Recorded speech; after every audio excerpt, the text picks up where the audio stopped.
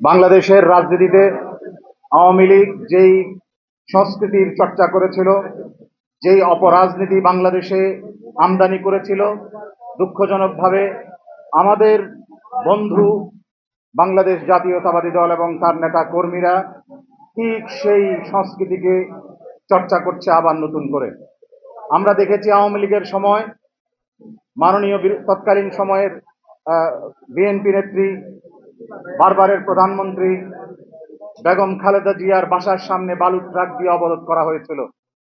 সেই সংস্কৃতি এনে এনসিপিকে, যারা জুলাইয়ের বিপ্লবের অন্যতম প্রধান অংশীদার, অন্যতম প্রধান নেতৃত্ব যারা দিয়েছিল, তাদেরকে গণতান্ত্রিক রাজনীতির চর্চাকে, গণতান্ত্রিক রাজনীতিকে কবর রচনা করে হবিগঞ্জের মাটিতে তাদেরকে প্রতিরোধ করা হয়েছে বালুর ট্রাক দিয়ে। আওয়ামী লীগের সংস্কৃতিকে তারা আমদানি করছেন। গতকালকে আমরা প্রেস ক্লাবের সামনে দেখেছি আওয়ামী লীগের সময় যেরকম বিভিন্ন রকমের ভুলভোর সংগঠন দিয়ে বিভিন্ন বিরোধী, সরকার বিরোধী এবং গণতন্ত্রকামী, এদেশের মানুষের অধিকারের পক্ষে যারা কথা বলেছে তাদের আন্দোলনকে, এবং এই দেশের মানুষের, জনগণের পক্ষে যারা কথা বলেছে সেই সমস্ত ব্যক্তিবর্গকে বিভিন্ন ভুলভোর সংগঠন দিয়ে যেমনি ভাবে তাদের উপরে মত সৃষ্টি করা হয়েছিল, আমরা গতকালকে জাতীয় প্রেস ক্লাবের সামনে প্রত্যক্ষ করেছি ন্যাশনাল ওলামা অ্যালায়েন্সের সমাবেশে একটি ভুলভোর সংগঠন তাদের উপরে ঝাঁপিয়ে পড়ে তাদের প্রোগ্রামকে তারা বানচাল করেছে।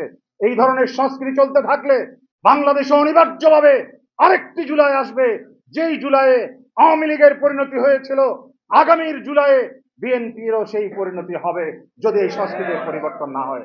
আমরা চাই না বাংলাদেশ জাতীয়তাবাদী দল এবং তার নেতা তারেক রহমানের এই পরিণতি হোক। তারেক রহমানকে আমরা ভালোবাসি, কারণ তারা নির্যাতিত ছিলেন। আমরা চাই না আপনারা বিপদে যান, আপনারা সঠিক পথে ফিরে আসুন। বাংলাদেশের রাজনীতিতে একটি সুস্থ রাজনীতির চর্চা শুরু করুন।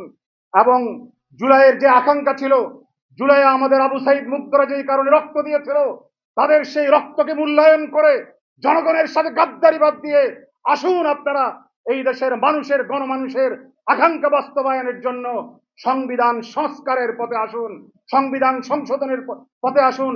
আমরা চাই না কোন রকমের বিভেদ।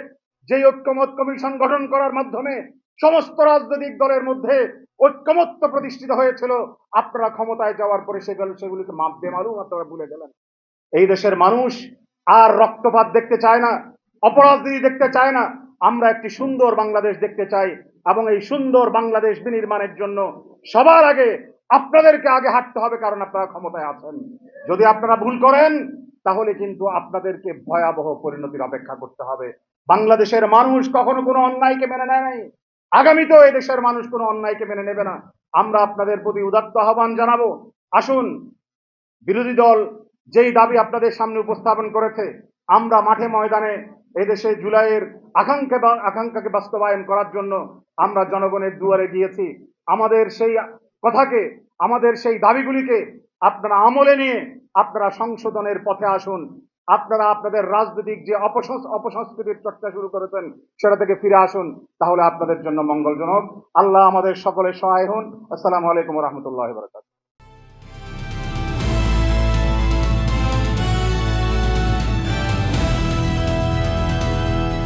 দিনাজপুর টিভি, মানুষের জীবনের কথা বলে।